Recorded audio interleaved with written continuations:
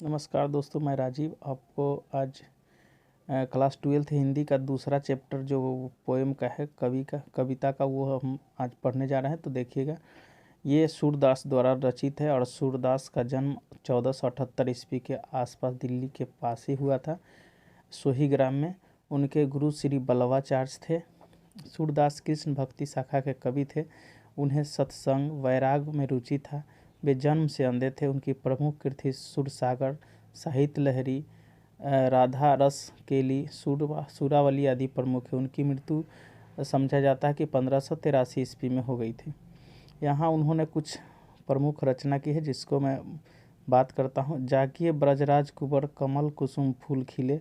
यहाँ भगवान कृष्ण की माँ उनसे निवेदन करते हैं कि हे ब्रजराज कुंवर, ब्रज के राजकुंवर, आप जग जाइए, फूल खिल चुके हैं। कुमुद वृंद संकुच भय, भृंग लता भूले। कहा कि कुमुद जो है वो संकुचित हो चुकी है, जो रात में खिलने वाली फूल है वो संकुचित हो गई है, अपने लता पर उलझा रही है।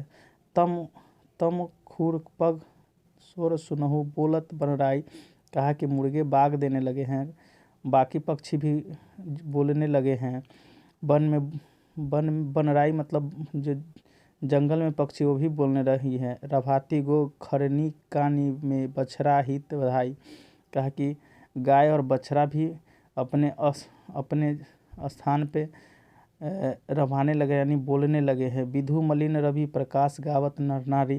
कहा कि चंद्रमा मलिन हो गई है, प्रकाश आ गया है सूरज का। सूरदास प्रातः उठो अम्बुद करधारी। हे सूरदास भी यही कहता कि हे प्रभु, हे जगत निवारण, आप उठ जाइए।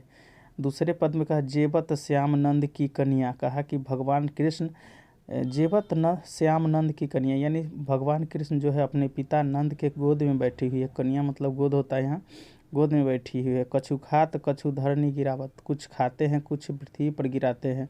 छवि निरखत नंद की रनिया। और ये सभी उनकी माताएं देख रही है। बड़ी बड़ा बेसन बहु भांति, व्यंजन विविध अगनाई।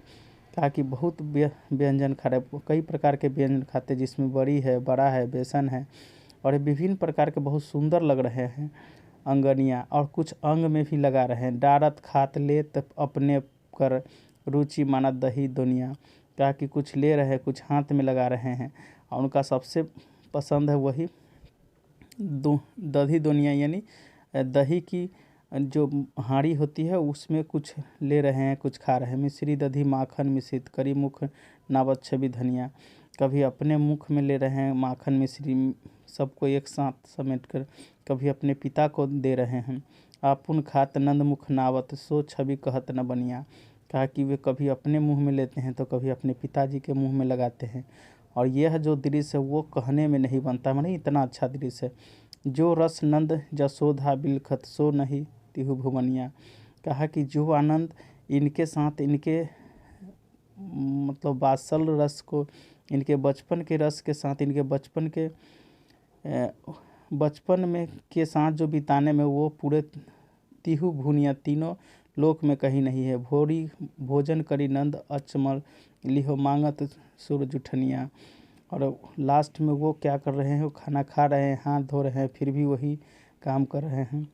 भोजन करी नंद अचमन लिहो, मांगत सुर जुठनिया। कहा कि हे प्रभु, आप तो भोजन कर लिए, आचमन यानी हाथ पैर धो लिए, और आपका जो बच्चा है जूठा वो हमको दे दीजिए, ऐसा सूरदास कहते हैं। तो आशा करता हूँ समझ गए होंगे। अगर आपको अच्छा लगे तो इस वीडियो को लाइक और सब्सक्राइब ज़रूर कर दीजिएगा।